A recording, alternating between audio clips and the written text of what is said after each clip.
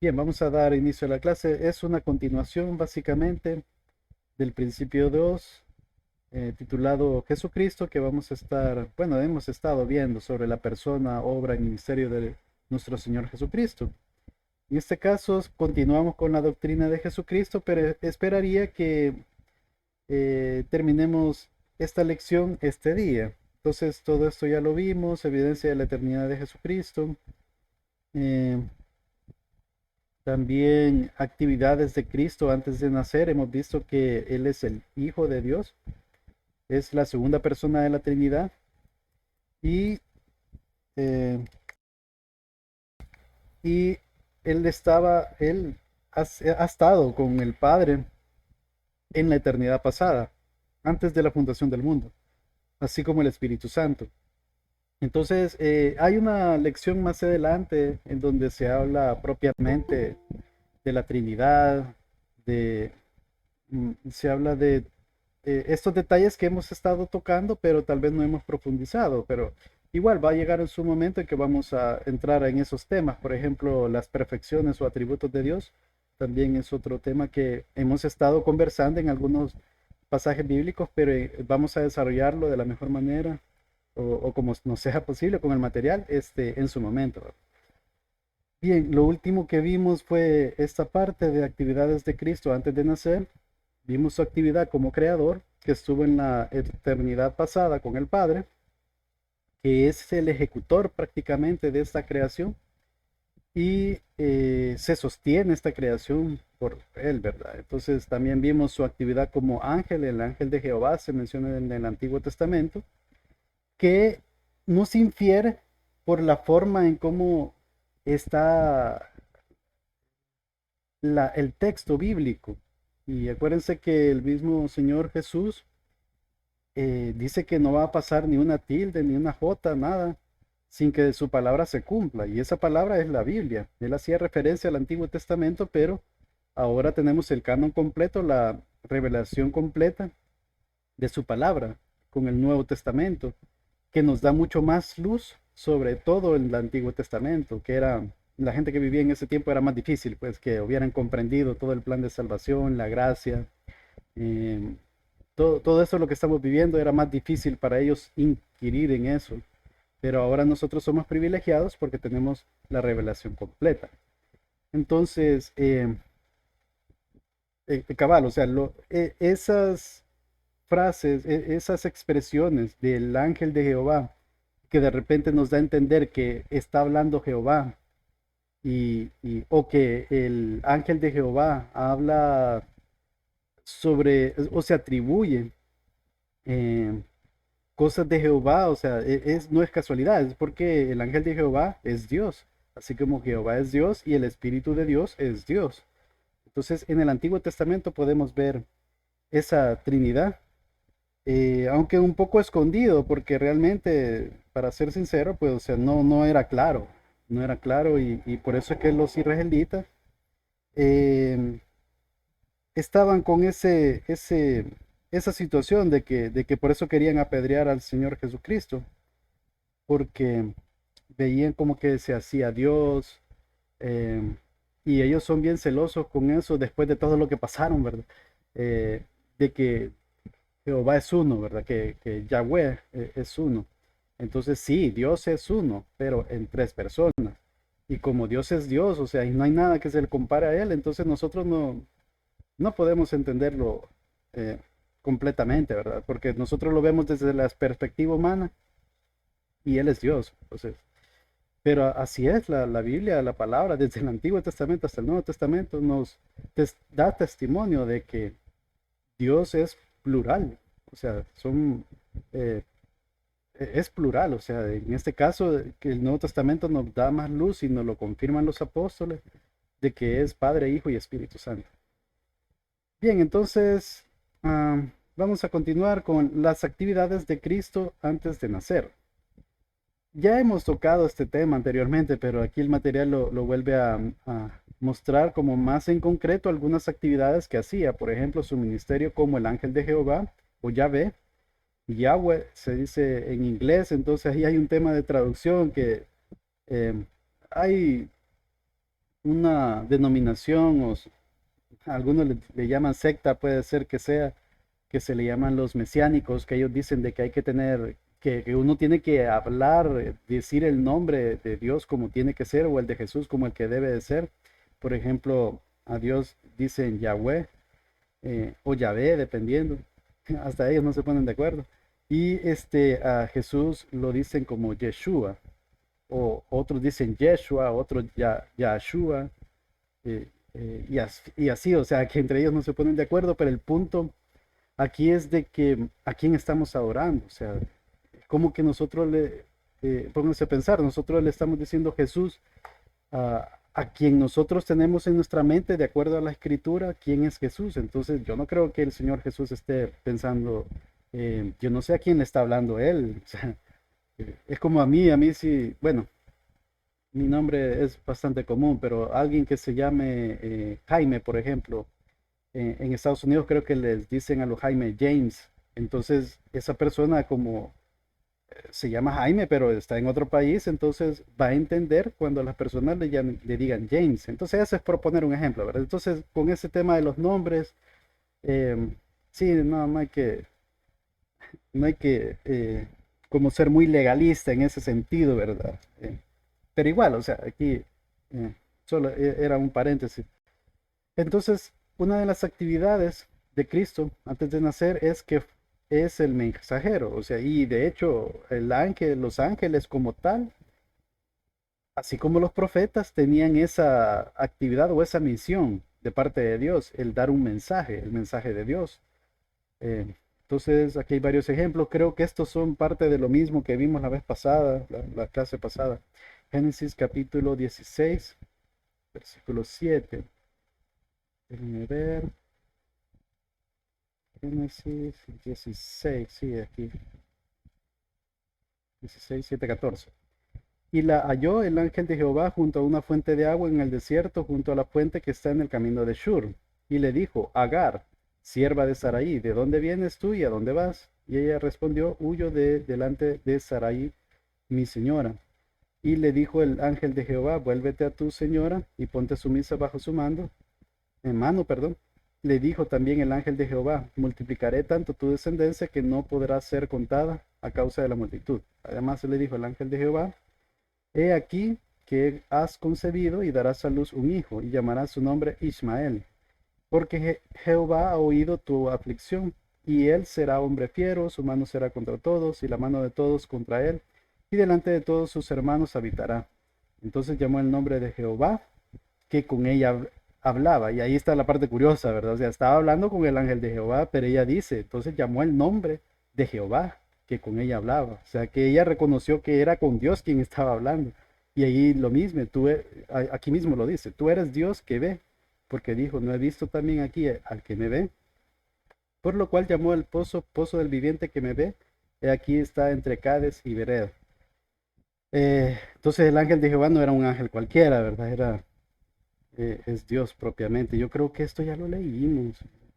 Siento un déjà vu ahorita. Ajá, que aquí está. Yo no sé por qué el material como que tiene partes duplicadas. No sé. Ajá, porque aquí está Génesis 16, 7, 14. Quiero ver. Ajá, eso ya los leímos. Guía y protector de Israel. Vamos a ver Éxodo 3:2. Aquí es. Aquí, ajá. Vamos a continuar con otra de las actividades de Cristo antes de nacer, como guía y protector de Israel. De hecho, la imagen que está aquí es alusiva a ese tiempo, a ese éxodo, en donde el pueblo de Israel salió de Egipto. Ya Moisés les entregó, bueno, perdón, Dios le entregó a Moisés las tablas de la ley, la ley prácticamente, y les dio instrucciones específicas del tabernáculo. Entonces, el tabernáculo es esto que está aquí, ¿verdad? Es como un campamento. Bueno, tiene varias divisiones, ¿verdad? Estaba el atrio principal, que es donde se sacrificaban los animalitos. Estaba el altar del holocausto, estaba una pila para limpiarse con agua, ¿verdad? Y en medio estaba el lugar santo. Bueno, el tabernáculo propiamente, en donde está dividido en dos partes, ¿verdad? El lugar santo, en donde estaba la mesa del testimonio con los 12 panes que representaban eh, las 12 tribus de Israel. Estaba el candelabro de 7 brazos que representa la luz que no se tiene que apagar, eso tenía que estar encendido de día y de noche siempre, tenían que estar pendientes de eso. Y todo esto simboliza, si se fijan, a Cristo, ¿verdad? El pan de vida, la luz del mundo. También estaba un altar del incienso que estaba prácticamente enfrente de la puerta, bueno, de donde estaba el lugar santísimo, en donde estaba el arca del pacto, donde estaban dos querubines y ahí prácticamente estaba la presencia de Dios. Y no es que Dios, o sea, obviamente Dios es omnipresente, ¿verdad? Está en todas partes, no hay nada ni nadie que se le pueda escapar, ¿verdad? Como dice en un salmo, si yo me fuera a las profundidades del agua, ahí está Él, o sea, Él está en todas partes, o sea, es omnipresente, pero en el tabernáculo había una presencia especial para, eh, para el pueblo de Israel y ah, y eso, pues eso representaba el tabernáculo, el Dios con nosotros. Ahora, con este nuevo pacto en el que estamos, pues sabemos que Jesús es nuestro Dios en nosotros y pues el Espíritu Santo es quien eh, nos permite tener esa presencia de Dios en nosotros también. Bueno, pero el punto es aquí de que en ese tiempo el pueblo de Israel estaba prácticamente rodeando al tabernáculo, cada uno en su posición, y los levitas estaban como alrededor propiamente, y después las tribus, ¿verdad? Entonces, eso pasó en el Éxodo. Vamos a leer Éxodo 14, 19. Aquí está.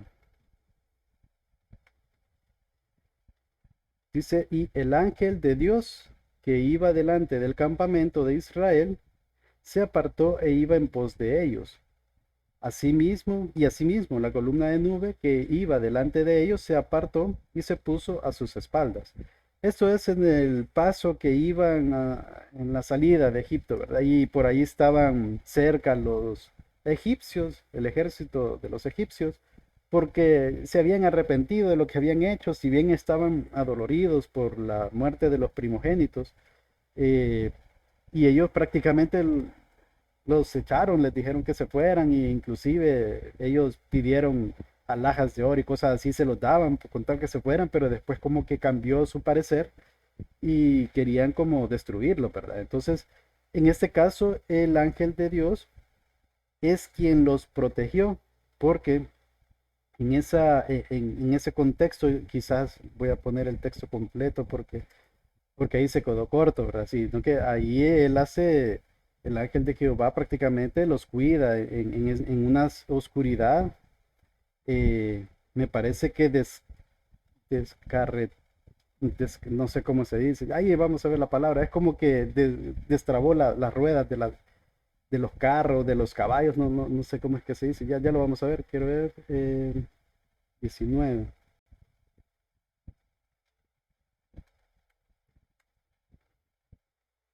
Am,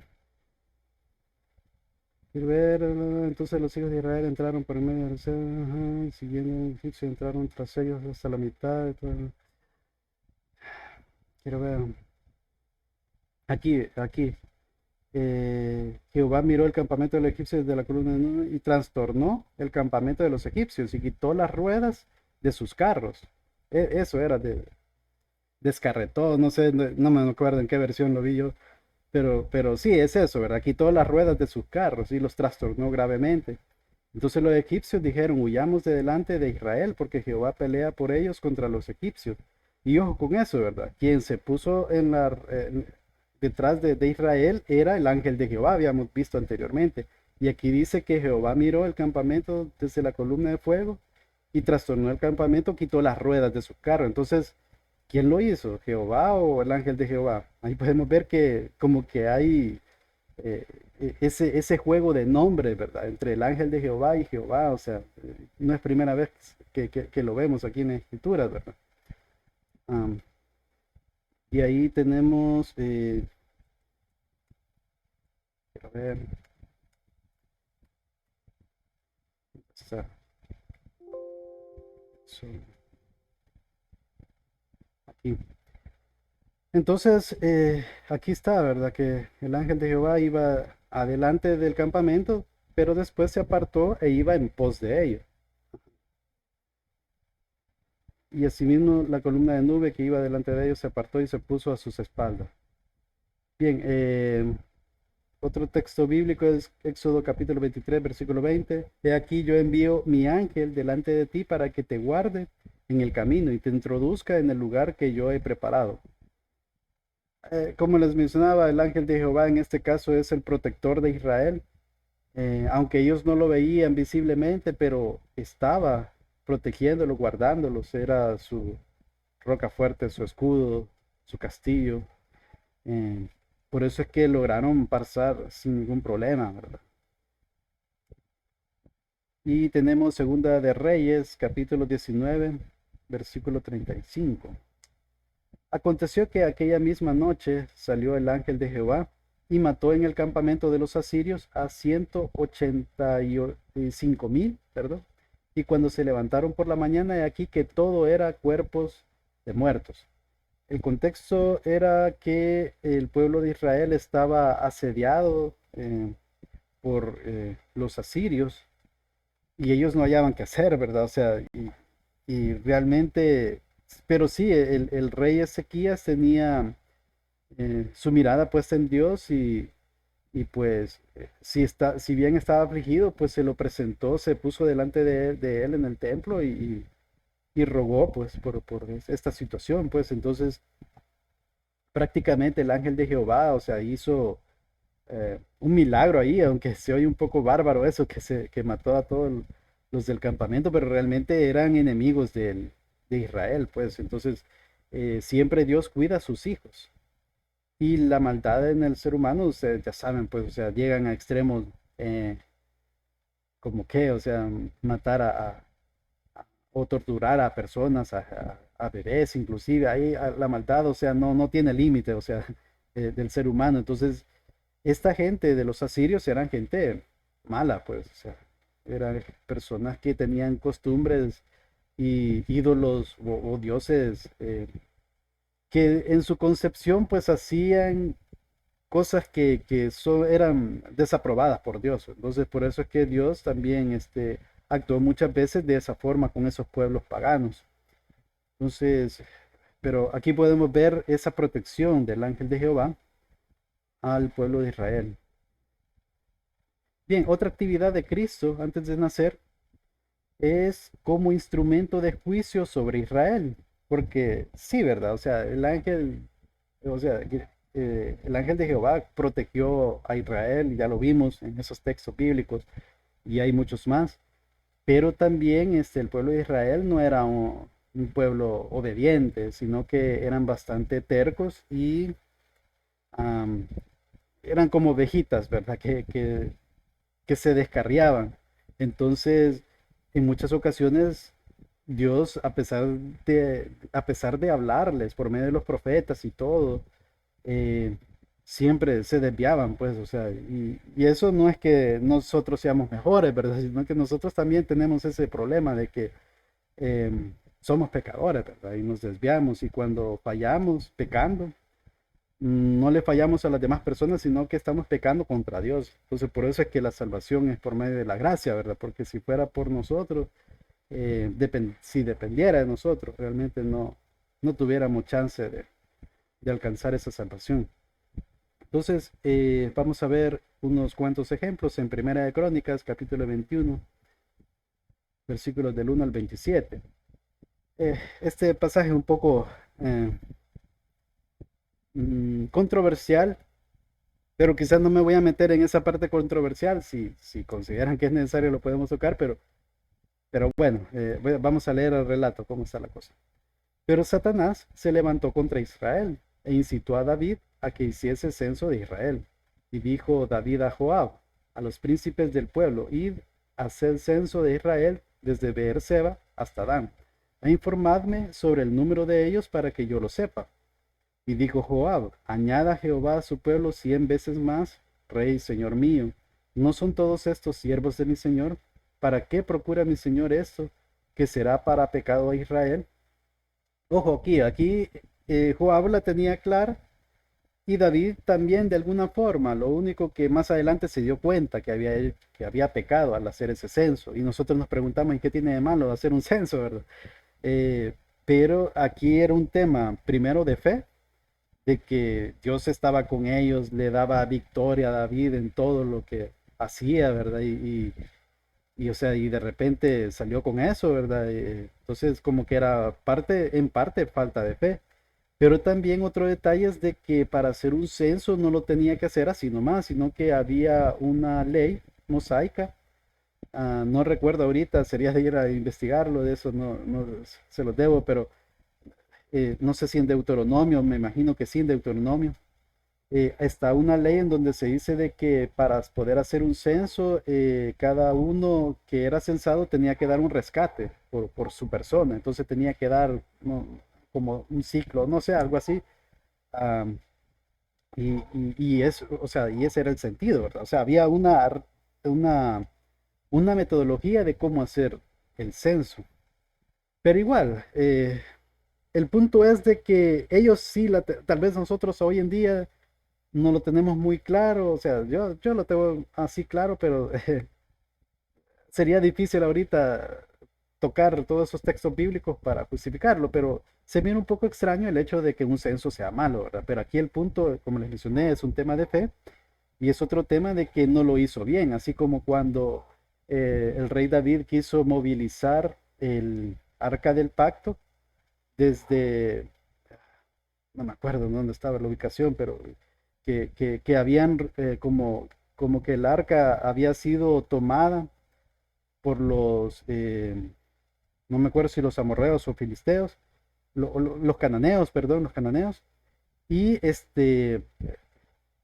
en los tiempos de Samuel, ¿verdad? Y les pasó un montón de cosas a esa gente, que hubieron como tumores, mucha gente se murió por enfermedades, entonces lo que hicieron es devolverlo, ¿verdad? Al pueblo de Israel y llegó a la casa de alguien. La cosa es que ahí permaneció el arca del pacto y David lo que quería era traerla para llevarla a la ciudad de David, que en este caso es Jerusalén, ¿verdad? Entonces, en ese proceso lo llevaban en una carreta, el arca, y como que se iba a caer porque, no sé, se tropezó en la mula o no sé qué es lo que lo llevaba.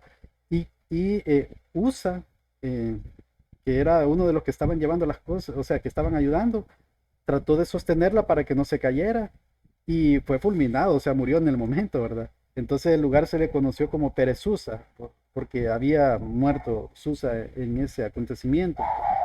Pero ¿por qué pasó eso? Porque Dios es santo, totalmente santo, o sea, apartado, 3 veces santo, de hecho. Y nosotros somos, o sea, seres humanos pecadores, ¿verdad? Entonces, eh, son dos extremos prácticamente, pues por eso es que Dios tuvo que apartar a Adán y Eva del Edén, porque Dios no puede convivir con el pecado y por eso es que igual, o sea, vamos a lo mismo, a que nosotros con nuestra propia justicia no podemos agradar a Dios. Tenía que ser el Señor Jesucristo en quien pagó el precio por nuestro pecado y por quien ahora somos aceptos a Dios, porque Él sí satisfizo la justicia de Dios, mientras que nosotros ni por cerca, ¿verdad? Entonces, pero igual, o sea, el punto aquí es de que hay una forma de cómo hacer las cosas, ¿verdad? Entonces, si no yo pienso que en parte ese fue uno de los grandes problemas con este censo, que no se hizo como se debió hacer. Pero ¿cuál es el punto aquí? Que a raíz de eso, bueno, la orden del rey pudo más que Joab. Y eso es curioso porque Joab no era una buena pieza tampoco. Él mató a Abner, que era el general del ejército de Israel, una persona bastante buena. Bueno, o sea, no hay persona, pues ahí solo Jesús es bueno. Era una persona respetable, ¿verdad? Que inclusive el rey David lloró por él lo endechó y todo porque era mejor que Joab, que era el general del ejército de él. También mató a ¿quién más? Mató a otro general también, a Abner, y se me escapó el nombre. Pero bueno, o sea, él no era tan buena pieza, ¿verdad? Que se diga, pero igual, él la tenía clara, ¿verdad? Que lo que estaba pidiendo el rey estaba mal. Dice, salió por tanto Joab y recorrió todo Israel y volvió a Jerusalén y dio la cuenta del número del pueblo a David. Y había en todo Israel 1.100.000 que sacaban espada, y de Judá 470.000 hombres que sacaban espada. Entre estos no fueron contados los levitas ni los hijos de Benjamín, porque la orden del rey era abominable a Joab. Asimismo, esto desagradó a Dios e hirió a Israel. Entonces dijo David a Dios, he pecado. Ahí lo reconoció David, miren, o sea, por eso les digo que ellos lo tenían claro, pues lo que pasa es que David en ese momento quizás tenía cegados los ojos, ¿verdad? Y lo reconoció hasta después. He pecado gravemente al hacer esto, te ruego que quites la iniquidad de tu siervo porque he hecho muy locamente. Imagínense cómo lo describe él, o sea, que era algo impensable que lo tenían que hacer, aunque nosotros ahora no lo vemos tan así, ¿verdad? Y habló Jehová a Gad, vidente de David, diciendo, ve y habla a David y dile, así ha dicho Jehová, tres cosas te propongo, escoge de ellas una que yo haga contigo. Y viniendo Gad a David, le dijo así, am, y aquí están las tres cosas, ¿verdad? 3 años de hambre, 3 meses ser derrotado delante de tus enemigos con la espada de tus adversarios o por 3 días de la espada de Jehová. Esto es la peste en la tierra y que el ángel de Jehová, aquí vamos al punto, haga destrucción en todos los términos de Israel. Mira pues que responderé al que me ha enviado. Entonces David dijo a Gad, estoy en grande angustia, ruego que, y esto es una de las frases célebres de David, ruego que yo caiga en la mano de Jehová, porque sus misericordias son muchas en extremo, pero que no caiga en manos de hombre. Y bueno, así Jehová envió una peste en Israel y murieron de Israel 70.000 hombres. Ah, Siempre los números en la Biblia, y no es que esté de acuerdo con la numerología, pero sí los números tienen un significado. En este caso, el 7 significa una plenitud, algo completo, ¿verdad? 7 días de la semana, en este caso 70.000 hombres. eh, y así podemos ver, esos números en la Biblia no están por gusto, ¿verdad? Siempre tienen un significado. Ahora, ah, ¿fue injusto Dios para que murieran esas personas? No, porque en otro texto paralelo de justamente este censo da a entender de que el pueblo como que se estaba corrompiendo, estaba como, no me acuerdo si era por idolatría. Este creo que es el de Crónicas, quiero ver. Ajá, el otro creo que esta parte creo que está en Samuel, si no me equivoco. Pero bueno, el paralelo de esta historia da a entender eso, que el pueblo, o sea, estaba haciendo algo mal, ¿verdad? Creo que era idolatría. Entonces, esta gente también, o sea, no murieron solo porque sí, ¿verdad? Am, y envió Jehová el ángel el ángel, perdón, y envió Jehová el ángel a Jerusalén. Y murieron de Israel, perdón, para destruirla. Ajá, o sea, repito, ¿verdad? Y envió Jehová el ángel a Jerusalén para destruirla. Pero cuando él estaba destruyendo, miró Jehová y se arrepintió de aquel mal. Aquí un paréntesis necesario, o sea, no es que Dios se arrepienta, porque Dios es soberano, Él es omnisciente, Él sabe todo lo que iba a pasar, pero esta forma de expresión es de tal manera que nosotros podamos comprender cómo se sentía de indignado Dios o cómo tuvo compasión, más bien en este caso, cómo tuvo compasión del pueblo, porque Él no es hombre para que se arrepienta, como dice en otra parte de la escritura, sino que esto se le conoce como siempre se me olvida esa palabra, por, morfismo, algo así, que siempre se me olvida esa palabra. Antropomorfismo, creo que es. Ajá. No me acuerdo, pero ese es, ¿cómo se llama? Es un atributo humano, eh, pero en Dios, por ejemplo, la mano de Dios, ¿verdad? Y Dios es espíritu, entonces Él no tiene una mano como tal, Sin embargo, cuando nosotros oímos la mano de Dios o el brazo extendido de Dios, significa de que Él está actuando, Él está haciendo algo. Entonces, en este caso es algo similar. Entonces dice que se arrepintió de aquel mal y dijo al ángel que destruía, basta ya, detén tu mano. El ángel de Jehová estaba junto a la era de Ornán, Jebuseo, que si no me equivoco aquí mismo es donde está el templo, ¿verdad? Allá en Jerusalén. Bueno, ahora está la, la cúpula de Omar, o no me acuerdo cómo se llama, el monte del templo, ¿verdad? Y alzando David sus ojos, vio al ángel de Jehová que estaba entre el cielo y la tierra con una espada desnuda en su mano extendida contra Jerusalén. Entonces David, bueno, y ahí es la historia, ¿verdad? Que él llegó y, eh, hizo holocaustos para que se detuviera la ira de Dios y pues en la era de Ornán. El punto aquí es de que, como podemos ver, también el ángel de Jehová es el mensajero de Dios para hacer juicio, hacer juicio cuando el pueblo estuvo pecando. También es un agente de refrigerio, por ejemplo, en este caso para Elías, el profeta. Vamos a ver Primera de Reyes, capítulo 19. La historia es bien larga, vamos a saltarnos así. Y echándose debajo del enebro, se quedó dormido. Y aquí luego un ángel le tocó y le dijo, levántate y come. Entonces él miró y he aquí a su cabecera una torta cocida sobre las ascuas y una vasija de agua. Y comió y bebió y volvió a dormirse. Y volviendo el ángel de Jehová la segunda vez, o sea que en la primera vez que llegó y lo tocó, ahí solo se menciona que era un ángel, pero realmente era el ángel de Jehová. Y esto es un dato curioso que lo toca, o sea que de alguna forma se materializó, por decir algo, ¿verdad? Diciendo, levántate y come, porque largo camino te resta. Y ahí él recuperó su fuerza y se iba. El contexto es de que ya había pasado ese acontecimiento de que estaban los profetas de Baal, como 800, creo que eran 400, que estaban como queriendo hacer de que su dios Baal lanzara fuego y consumiera el sacrificio que tenían ahí. Y pasaron toda la mañana hasta el mediodía y nada, ¿verdad? Entonces, el profeta Elías, bueno, pasó todo eso, ¿verdad? Que al final Dios efectivamente mandó fuego y se consumió sí, el sacrificio que había puesto Elías. em, ah, Desgolló prácticamente a todos los profetas de Baal con ayuda del pueblo, porque el pueblo reconoció que Jehová es Dios.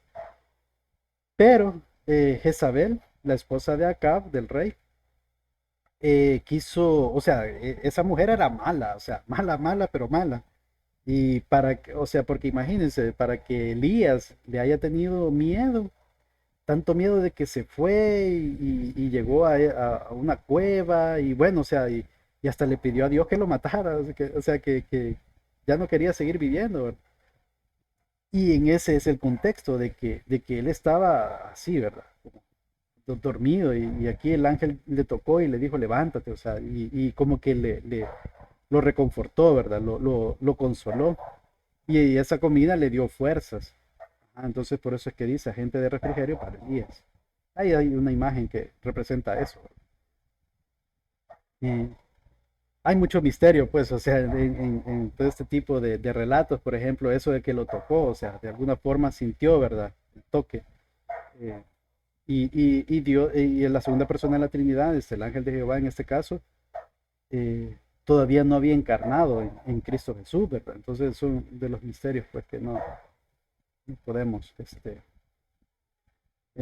yo no puedo asumir nada, pues, o sea, no les puedo decir con garantía de algo. Bien, quiero ver qué hora son. 6:10 falta, ¿verdad? Falta 20 minutos. Bien. Eh, Vamos a iniciar la otra lección, pero no sé si hay alguna consulta, alguna duda.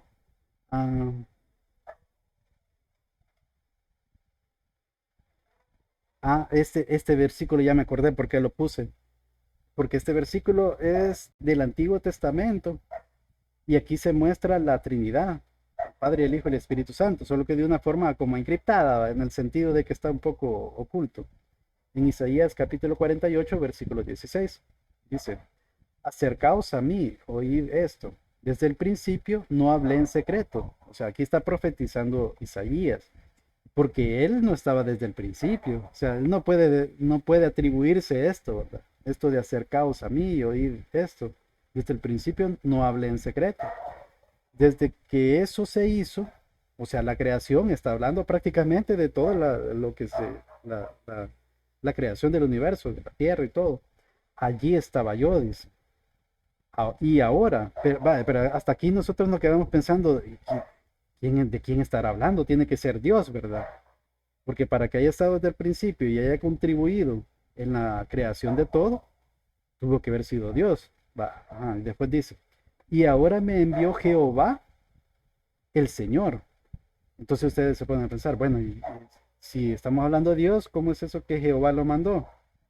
Y después miren, dice, y su espíritu. Ahí podemos ver la Trinidad, ¿verdad? O sea que quien está hablando aquí es el Señor, bueno, es la segunda persona de la Trinidad, en este caso el Mesías, en este caso, pues en nuestro caso, en nuestro tiempo, el Señor Jesucristo. Y quien lo envió fue el Padre, Jehová, y bueno, y su espíritu, ¿verdad? En este caso, el Espíritu Santo, ahí está clara la Trinidad, ¿verdad? Son de esos textos bíblicos muy interesantes que eh, muy seguramente la gente de ese tiempo, pues al leerlos o al estudiar eso, o al oírlos, no lo entendía muy bien. Ahora nosotros con la luz que tenemos, pues ahora lo entendemos mejor. Bien, no sé si tienen alguna consulta, algún comentario. Si no, continuamos con la otra lección.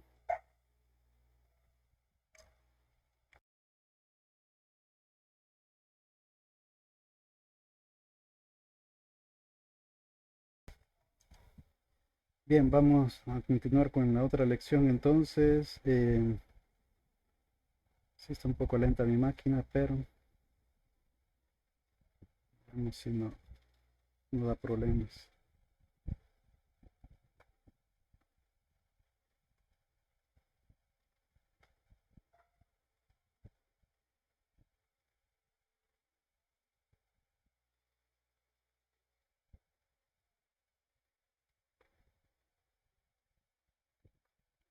Bien, la lección número 2 se titula La persona de Jesucristo. El objetivo es reconocer la persona de Jesucristo, admirando sus atributos y anhelando una relación más íntima con Él. Bien, el tema de eso de persona, hay gente cuando oye decir la persona de Jesucristo y entonces dicen, no, pero Jesucristo es Dios, no es una persona. Pero realmente sí es una persona, o sea, el concepto de persona tiene sus características, es un ser, ¿verdad? Es un ser que tiene características propias, voluntad propia, tiene su personalidad, su individualidad. Y como hemos estado viendo, el tema de la Trinidad es un solo Dios, mm, pero en tres personas que comparten la misma esencia, son consubstanciales, creo que se menciona en teología, pero es básicamente la misma esencia. Eh, Hay plenitud tanto en el Padre, el Hijo y el Espíritu Santo. Es Dios, o sea, entonces, como tienen son personas porque tienen su propia voluntad, su propia personalidad, su propia función, rol. eh, Aunque obviamente eh, están alineados en el mismo propósito, en el mismo sentido. eh, hay una conexión totalmente íntima entre Padre, Hijo y Espíritu Santo, pero Jesús no es Dios Padre, Dios Padre no es Espíritu Santo, y Espíritu Santo no es Jesús. Sin embargo, es Dios. Ambos, tres son Dios. O sea, es un tema que, como les digo, vamos a verlo más adelante eh, para poder como argumentar mejor con la Biblia. Aquí nos vamos a enfocar en la persona de Cristo y vamos a hablar sobre algunos hechos, poniéndonos a pensar en los evangelios, en lo que el Nuevo Testamento nos habla de nuestro Señor Jesucristo. Primero, su ministerio público fue de 3 años aproximadamente.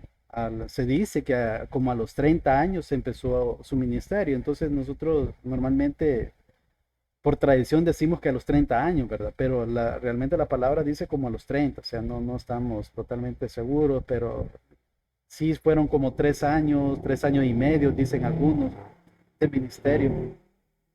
Pero efectivamente el tiempo de su ministerio como tal fue relativamente corto para todo em, para todo lo que significó, ¿verdad? Porque de ahí pues surgió un montón de personas, de mártires, de apóstoles, de discípulos que esparcieron la voz y evangelizaron y hoy en día pues más de 2000 años después, aquí estamos nosotros, ¿verdad? Estudiando, eh, bueno, como 2000 años después, aquí estamos estudiándolo pues y a nosotros nos gusta, es un privilegio, ¿verdad? Que podamos tener la palabra de Dios, el Nuevo Testamento y que podamos haber conocido a nuestro Señor Jesucristo. Entonces, sí, es algo curioso, ¿verdad? 3 años. Nunca levantó un ejército ni viajó por todo el mundo. Si se fija en el ministerio del Señor Jesucristo, fue prácticamente en Israel, ¿verdad? Bueno, en Judea y algunas zonas de por ahí cercanas, Samaria, eh, pero ahí alrededor, o sea, no tuvo una cobertura mundial. Creo que los mormones, o no me acuerdo quiénes son los que dicen de que, o los testigos, de que Jesús fue a América a predicarle. ¿Verdad? Eso no es bíblico, o sea, definitivamente no hay argumento que nos pueda ni siquiera inferir en eso, ¿verdad? Porque la palabra de Dios es la Biblia, nada más. Entonces, su ministerio fue bien enfocado y obviamente ha impactado a todo el mundo, a todo este tiempo, a toda nuestra era. Eh, es interesante también. A pesar de no haber medios electrónicos, o sea, en ese tiempo no había internet, el tema para mandar un comunicado era por medio de una carta, por medio de alguien que iba a ese lugar como mensajero.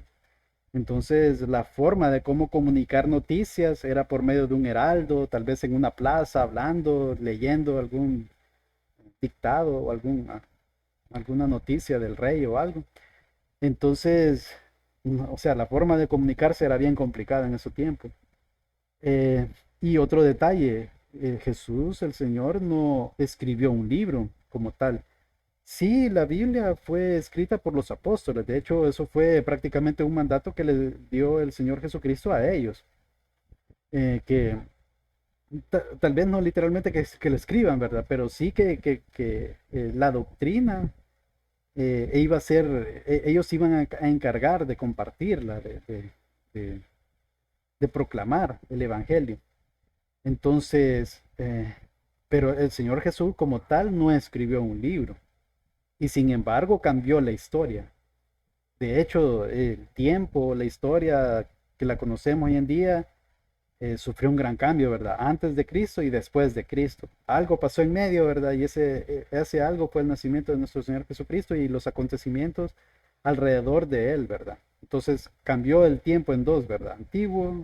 Perdón, antes de Cristo y después de Cristo. Aparte de todo el impacto que ha dado en el mundo, ¿verdad? Con el cristianismo. Su impacto es tan fuerte que la historia se divide en dos. Bueno, lo que le acabo de mencionar. La respuesta de quién es Cristo tiene repercusiones eternas. Si alguien no cree que Cristo Jesús es Dios, si cree que es un ser creado, o que empezó a existir cuando vino aquí en la tierra, o no sé, o sea, hay un montón de cosas que peligra nuestra salvación en pensarla, ¿verdad? Depende de la pregunta, ¿quién es Cristo? ¿Quién es Jesús para nosotros? Entonces, tiene repercusiones eternas. Y otro de los hechos y curiosidades tal vez es de que hay dos celebraciones más importantes en el mundo. Y si bien es cierto, en el mundo hay bastante, eh, bueno, las religiones más fuertes del mundo son básicamente tres. Y las tres son monoteístas, fíjense. Todas las demás que son politeístas no tienen como una gran o sea, no le llegan a esas tres, pues. Una es el cristianismo, otro es el islam, es islamismo, bueno, y el judaísmo no es tan grande, pero es monoteísta, ¿verdad?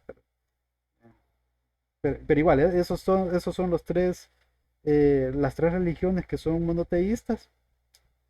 Eh, y a nivel mundial, pues estas celebraciones de Navidad y Semana Santa son reconocidas mundialmente.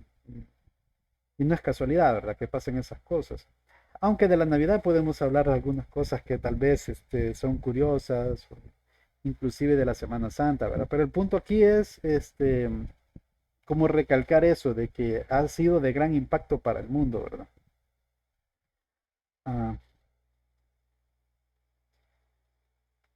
6:22, ok.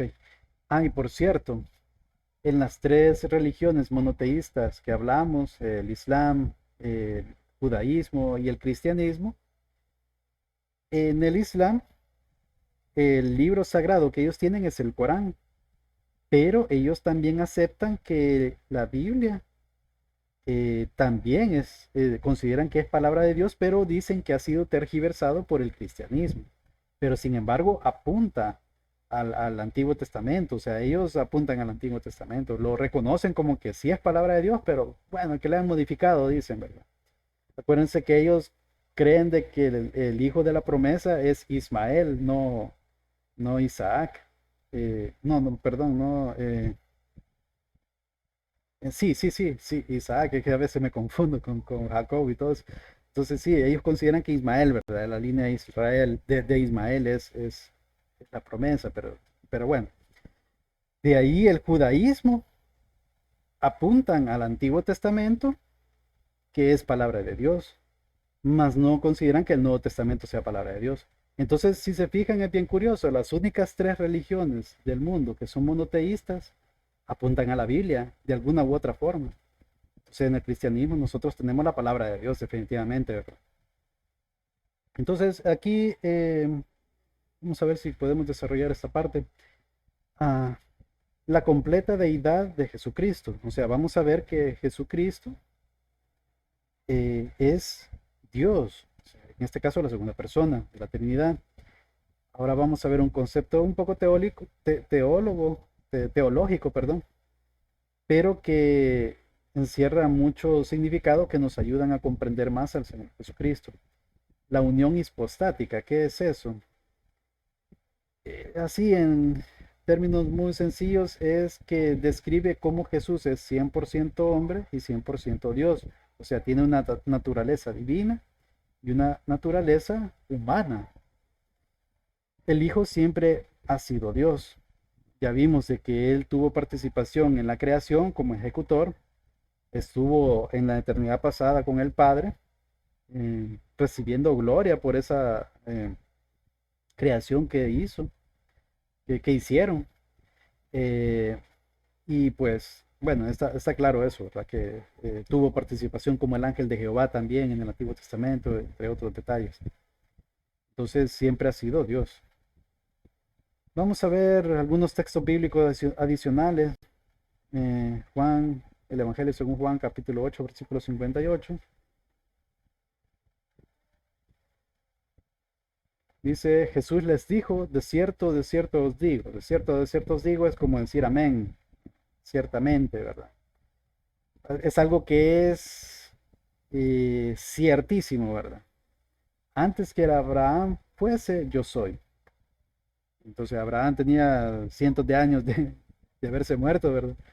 Eh, pero el Señor Jesucristo aquí está dándoles a entender a sus oyentes, en este caso Israel, judíos, fariseos, etcétera, de que, o sea, les decía claramente, pues que prácticamente les decía que era el Mesías y ellos no querían creer. Entonces por eso lo querían apedrear, ¿verdad? Y querían matarlo porque se hacía Dios. En este caso les estaba dando a entender de que él ya existía, tenía una preexistencia. am, y bueno, eso no le gustaba a ellos, ¿verdad? Pero ahí podemos ver que siempre ha sido Dios. También en el capítulo 10 versículo 30 dice, yo y el Padre uno somos. Ahí lo dijo bien expresamente, igual lo querían apedrear por eso. Este, pero es un hecho, o sea, Dios es uno. Que es en tres personas, sí, hay una teología que habla de todo eso, pero es un solo Dios. Entonces, por eso es que y el Señor Jesús y el Padre son uno. Así como nosotros somos uno en Cristo. La iglesia es ese mismo concepto, o sea, que Jesús es la cabeza y nosotros somos parte del cuerpo. ¿Y qué es eso? Es prácticamente una persona, ¿verdad? Una persona tiene cabeza, tiene cuerpo, tiene manos.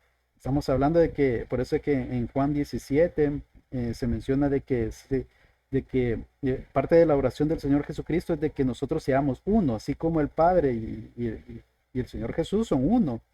Entonces nosotros decimos, vamos a pensar, ¿verdad? Nosotros somos parte de la iglesia, pero no es que seamos una sola persona, ¿verdad? Sino que cada uno con su individualidad tenemos nuestra fe puesta en Cristo y por eso es que somos uno.